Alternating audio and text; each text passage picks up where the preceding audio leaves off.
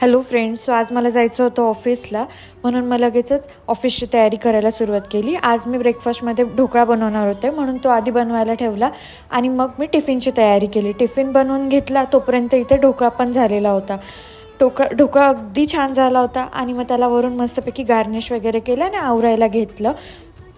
पूजा वगैरे केली आणि ऑफिससाठी निघाले. सो आज सकाळी थोडाफार पाऊस झाला म्हणून वाटलं फोर व्हीलरमध्ये जाऊयात, पण नंतर आम्हाला इतकं रिग्रेट झालं ना, कारण आम्ही बराच वेळ एकाच ठिकाणी ट्रॅफिकमध्ये अडकून होतो.